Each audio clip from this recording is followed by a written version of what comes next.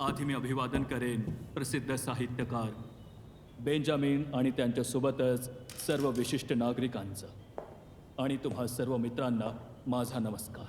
गेल्या वर्षी माझ्या रिटायरमेंटवर मला आनंद झाला की 32 वर्षे तुमची सेवा केली.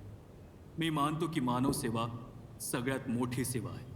मी खूप आभारी आहे आमच्या बेंजामिन साहेबांचा. मी मनापासून प्रयत्न केला तुम्हा सर्वांची सेवा करण्याचा आणि माझे अनुभव मी लिहिले आहेत. या मेडिकलच्या आयुष्यात मला खूप अडचणींचा सामना करावा लागला, पण मी माझा स्वाभिमान टिकवून ठेवला. मी कधी कोणाकडे लाज न घातली ना कोणासमोर झुकलो. इथवर की रिटायर झाल्यानंतरही मला गेल्या आठवड्यात मारण्याचा प्रयत्न करण्यात आला होता.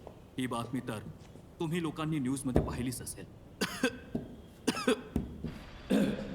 त्या लोकांना थांबवण्यासाठी पोलीस यंत्रणेने जेव्हा अशोक सेल्वराजचा मृत्यू झाला होता तेव्हा गावाच्या आसपास मिळणाऱ्या निळ्या रंगाबद्दल तुला शंका आली होती ना?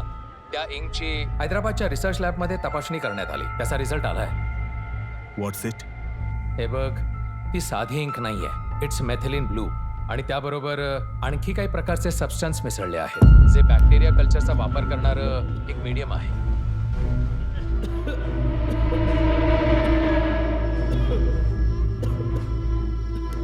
व्हॉट डू यू मीन? ते एक रेअर आणि गंभीर प्रकारचा बॅक्टेरिया आहे. त्यानं शरीर निळं पडतं. इट्स क्रोमोबॅक्टेरियम वायलेसियम व्हेरियम. त्याचा इन्क्युबेशन पिरियड 7 दिवसांचा असतो. खूप प्रयत्न करूनही ते मला फक्त मनगटाखाली खरचटण्याची जखम देऊ शकते. म्हणतात ना की जो कायम सत्यासोबत असतो सत्य ही सदैव त्याची मदत करतो.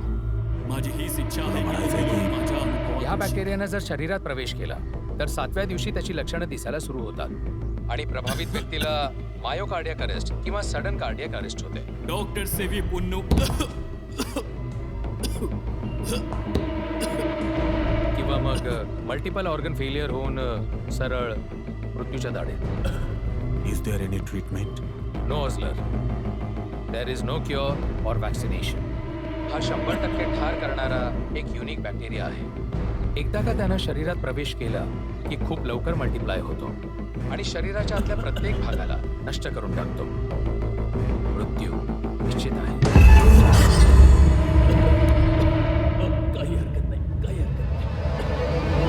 7 दिवसांनंतर साप चावल्याने हा ठार होईल. श्रृंगी महर्षींनी राजा परीक्षितला शाप दिला होता आणि या गोष्टीला घाबरून राजा परीक्षितने एका जलसंधीच्या मधोमध एका टॉवरवर आश्रय घेतला होता. 6 दिवस पूर्ण झाले होते आणि 7व्या दिवशी सूर्यास्तापूर्वी काही महर्षी लोक त्यांना भेटायला आले होते. महर्षी काही फळे घेऊन आले होते. राजा परीक्षित त्यांच्यापैकी एक फळ तोडू लागले, पण राजा या गोष्टीपासून अनभिज्ञ होते की त्या फळाच्या आत एक साप लपून बसला होता.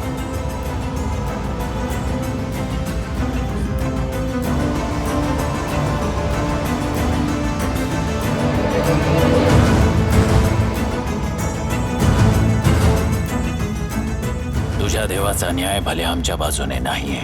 साथ सुटली असेल, पण त्यानंतरही कधी कधी आमचा देव येतो साथ द्यायला आणि त्या दिवशी आमच्या हातात एखादं डेव्हिल्स ऑल्टरनेटिव्ह असेल.